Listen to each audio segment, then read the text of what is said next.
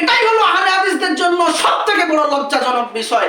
তাদের কাছে লজ্জার সবথেকে বড় বিষয় হলো যে তোমার মতো একজন গैर তাহকিকওয়ালা ব্যক্তি সে নাকি আহলে হাদিসদের শেখ। এটাই হলো তাদের সবথেকে বড় লজ্জাজনক বিষয়। আলাইকুম ওয়া রাহমাতুল্লাহি ওয়া বারাকাতুহু। প্রিয় দর্শক মণ্ডলী, আমি আজকে আপনাদের সম্মুখে উপস্থিত হয়েছি পশ্চিমবঙ্গের খুদে শেখ জাহাঙ্গীর বিন বকরকে নিয়ে। সে কিছুদিন আগে একটি ভিডিও আপলোড করেছে যেখানে সে মুফতি ইব্রাহিম সাহেব কাশ্মীর চ্যালেঞ্জকে গ্রহণ করেছেন এবং সেখানে হানাফি মাযহাবকে নিয়ে কিছু মিথ্যাচার এবং কিছু বড় বড় শাইখদের নিয়ে তিনি মিথ্যাচার করেছেন এবং কিছু মিথ্যা কথা বলেছেন। আমি আজকে আপনাদের সম্মুখে তার ভিডিওটি আপনাদের সম্মুখে তুলে ধরব এবং তার সম্পর্কে কিছু আলোচনা করব ইনশাআল্লাহ। আপনারা ধৈর্য ধরুন এবং সামনে দেখতে চলুন। ভাই ও বোনেরা, আজকে আমরা জালেম মুফতি ইব্রাহিম কাসিমিকে নিয়ে আলোচনা করব ইনশাআল্লাহ। প্রিয় সুধীবৃন্দ, মুফতি ইব্রাহিম কাসিমি সাহেব স্পষ্টভাবে বলেছেন আহলুল হাদিসদেরকে মসজিদে ঢুকতে দিবেন না, আহলুল হাদিসদেরকে মসজিদ থেকে বের করে দিবেন। প্রিয় সুধীবৃন্দ, চলুন সর্বপ্রথম আপনারা মুফতি ইব্রাহিম কাসিমি সাহেবের বক্তব্যটি শ্রবণ করুন, তারপরে আমরা ইলমি এবং তাহকিকি জবাব দেব ইনশাআল্লাহ। চলুন শ্রবণ করুন। এই সাহাবী বিদ্বেষীদেরকে ঘরে ঢুকতে দিবেন না, সমাজে থাকতে দিবেন না, মসজিদে উঠতে দিবেন না। আগে বলো সাহাবী মানে কি? এটা সম্পূর্ণ মিথ্যাচার। আলহামদুলিল্লাহ, আমরা আহলুল হাদিসরা হাদিসও মানি, সাহাবাদেরকেও মানি, কিন্তু আপনার হানাফিরা সাহাবায়ে কেরাম রাদিয়াল্লাহু তাআলা আনহুমকে মানেন না। বিশেষ করে আপনার দেওবন্দিরা সাহাবায়ে কেরাম রাদিয়াল্লাহু তাআলা আনহুমকে মানেন না। আপনারা শুনলেন জাহাঙ্গীর বিন বকর সে কি বলছে যে আহলে হাদিসরা সাহাবা, হাদিস, কোরআন, সাহাবা সবই মানে, হানাফিরা মানে না। অথচ প্রিয় ভাই, তাহলে তোমাদের শেখ 30 বছর ধরে বুখারী পড়ায়, 30 বছর ধরে মাহফিলে ময়দানে আছে, তো সেই শেখ কি বলছে শুনুন। উসমান রাদিয়াল্লাহু তাআলা জুমার দিনে জুমার আজান চালু করে কি বেদাত করেছেন? জি। শুধু এই শেখ বলে না, সে উসমান গনি রাদিয়াল্লাহু তাআলা আনহুকে বিদআতি বলে দিলেন। শুধু উসমান গনি রাদিয়াল্লাহু তাআলা আনহুকে না, তারা যখন তারাবির বিষয়ে চলে যায় তখন হযরত ওমর রাদিয়াল্লাহু তাআলা আনহুকে বিদআতি বলে দেন। হযরত আব্দুল্লাহ ইবনে মাসউদ রাদিয়াল্লাহু তাআলাকে হযরত আব্দুল্লাহ ইবনে মাসউদ রাদিয়াল্লাহু তাআলা আনহুকে তারা পাগল বলে ফেলে। তো এই বলে তারা অসংখ্য সাহাবাকে গালিগালাজ, কাউকে বিদআতি, কাউকে পাগল, কাউকে অস্বীকার, এই ধরনের অসংখ্য সাহাবাকে তারা অস্বীকার করে। আজকে এসে তারা ফেসবুকে, অনলাইনে, ইউটিউবে গলাবাজি করে যে না আমরা সাহাবাকে মানি। তাহলে এগুলো কি? কাসিমি সাহেবের চ্যালেঞ্জ আমি জাহাঙ্গীর বিন বকর অ্যাকসেপ্ট করলাম, গ্রহণ করলাম। মুফতি ইব্রাহিম কাসিমি সাহেব যদি অনলাইনে বাসে বসতে চাই, তবুও মুফতি ইব্রাহিম কাসিমি সাহেবের সাথে আমি জাহাঙ্গীর বিন বকর অনলাইনেই বাসে বসতে রাজি। যদি মুফতি ইব্রাহিম কাসিমি সাহেব অফলাইনে বাসে বসতে চাই, তবুও মুফতি ইব্রাহিম কাসিমি সাহেবের সাথে আমি জাহাঙ্গীর বিন বকর অফলাইনেই বাসে বসতে রাজি। প্রিয় সুধীবৃন্দ, মুফতি ইব্রাহিম কাসিমি সাহেবকে আবারও বলি, মুফতি ইব্রাহিম কাসিমি সাহেব আপনি বাহাস থেকে পালায়ন করবেন না, করবেন না, করবেন না। যদি আপনি বাহাস থেকে পালায়ন করেন তাহলে সহিহ বুখারীতে 30 নম্বর হাদিস অনুযায়ী আপনি মুনাফিক বলে গণ্য হবেন। প্রিয় দর্শক মণ্ডলী, এবার জাহাঙ্গীর বিন বকর এই খুদে শেখ মুফতি ইব্রাহিম কাসিমি সাহেবের চ্যালেঞ্জকে গ্রহণ করেছে। ভালো কথা, সে চ্যালেঞ্জ, মুফতি ইব্রাহিম সাহেব চ্যালেঞ্জ করেছেন, সে চ্যালেঞ্জকে গ্রহণ করতে পারে, কিন্তু সে শেষে কি বলছে যে আমি আবারও বলছি ইব্রাহিম সাহেব আপনি যদি বাহাস থেকে পালায়ন করেন তাহলে বুখারী শরীফের অমুক নম্বর হাদিস অনুযায়ী আপনি মুনাফিক হয়ে যাবেন।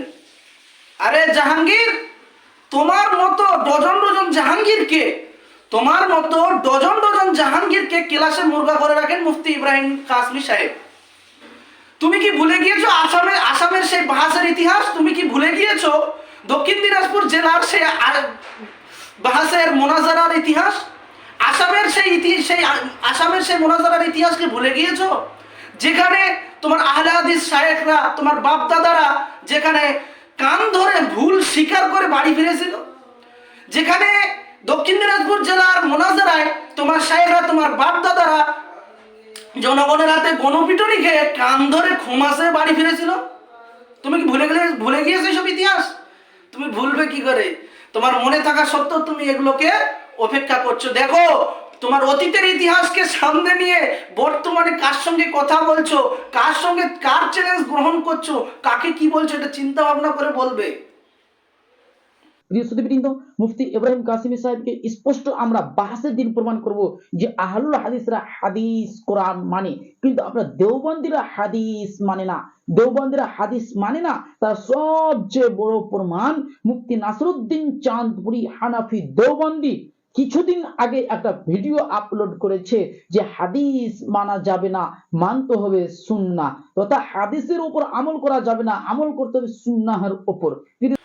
জাহাঙ্গীর বিন বকর এই গায়ের মুকাল্লিদ বলছে যে হানাফিরাই নাকি হাদিস মানে না, আহলে হাদিসরা কোরআন এবং হাদিস এবং সাহাবা সকলকেই মানে, কিন্তু হানাফিরা হাদিস এবং সাহাবাদেরকে মানে না। তো হাদিস মানে না তার প্রমাণ সে দিতে গিয়ে বলছে যে নাসিরউদ্দিন চাঁদপুরি সাহেব একটি ভিডিও আপলোড করেছে, যেখানে নাসিরউদ্দিন চাঁদপুরি সাহেব বলেছেন যে হাদিসকে মানা যাবে না। প্রিয় দর্শক মন্ডলী, নাসিরউদ্দিন চাঁদপুরি সাহেব কি বলেছেন আপনারা একটু শ্রবণ করুন। আজ আমাদের আলোচনার বিষয়বস্তু, আপনি সুন্নত অনুসরণ করবেন না হাদিস। সুন্নত এবং হাদিসের মধ্যে পার্থক্য রয়েছে, কিন্তু এক শ্রেণীর মানুষ এ পার্থক্য না জানার ও না বোঝার কারণে নিজেদের পরিচয় দিয়ে বলেন আমরা হলাম আহলে হাদিস। অথচ সুনানে তিরমিজির 2641 নম্বর হাদিস দ্বারা প্রমাণিত যে ফিতনার যুগে হতে হবে আহলে সুন্নাত ওয়াল জামাত, সুন্নত অনুসরণ করে চলতে হবে। আমি হাদিস অনুসরণের দাবিদার ভাইদেরকে চ্যালেঞ্জ করে বলছি, কোরআন ও হাদিসের কোথাও হাদিস অনুসরণ করে চলার নির্দেশ নেই। হ্যাঁ, সুন্নত অনুসরণ করার নির্দেশ আছে। তো প্রিয় দর্শক মন্ডলী, আপনারা সকলে শ্রবণ করলেন নাসিরউদ্দিন চাঁদপুরি সাহেব, মুফতি নাসিরউদ্দিন চাঁদপুরি সাহেব, তিনি বলেছেন যে হাদিসকে নিজের জীবনে মানা যাবে না বলেননি, তিনি বলেছেন অনুসরণ করতে হবে সুন্নাতকে। হাদিসকে তো হাদিস মানতে হবে, যদি হাদিসকে হাদিস না মানে তাহলে তো সে ঈমান হারা হয়ে যাবে। কিন্তু চাঁদপুরি সাহেব কি বলেছেন যে অনুসরণ করতে হবে সুন্নাতকে। নাসিরউদ্দিন চাঁদপুরি সাহেব তিনি এই কথাটি বলেছেন, সমগ্র আহলে হাদিসকে চ্যালেঞ্জ করে বলেছেন যে হাদিসের মধ্যে কোথাও এই ধরনের কথা বলা হয়নি যে হাদিসকে অনুসরণ করতে হবে, বরং সমগ্র জায়গায় সুন্নাতকে অনুসরণ করার কথা বলা হয়েছে। তিনি সমগ্র আহলে হাদিসদেরকে চ্যালেঞ্জ করে জানিয়েছেন, তো জাহাঙ্গীর বিন বকর, তুমি যদি বাপের বেটা হয়েই থাকো, তুমি কত বড় বাপের বেটা, তুমি এই চ্যালেঞ্জকে কেন অ্যাকসেপ্ট করলে না? তুমি এই চ্যালেঞ্জকে অ্যাকসেপ্ট করে তার উত্তরে কেন জানালে না যে আহলে হাদিসরা হাদিস মানে? কারণ হাদিসে এই ধরনের কথা লেখা আছে, হাদিসে বলা হয়েছে হাদিসকে অনুসরণ করো, সুন্নতকে না। তুমি এই চ্যালেঞ্জকে অ্যাকসেপ্ট করে এর উত্তর কেন দিতে পারলে না? পারলে তুমি এই চ্যালেঞ্জকে অ্যাকসেপ্ট করো, তুমি পারবে না, কারণ তোমার মধ্যে কোনো ইলম নেই, কোনো তাহকিক নেই, তোমরা হলে বাতিল, আর বিশেষ করে তুমি হলে খুদেশে, তুমি সমাজে ফিতনা ছড়ার জন্য তোমার উৎপন্ন হয়েছে। শুনে রাখো, বাতিলরা বাতিলই থাকবে, বাতিলরা বাতিলই থাকবে। এই সমাজকে আল্লাহ রাব্বুল আলামিন তার ঠিক নির্দেশনায় ঠিক জায়গায় পৌঁছে দেবে। ওয়া আখিরু দাওয়ানা আলহামদুলিল্লাহি রাব্বিল আলামিন।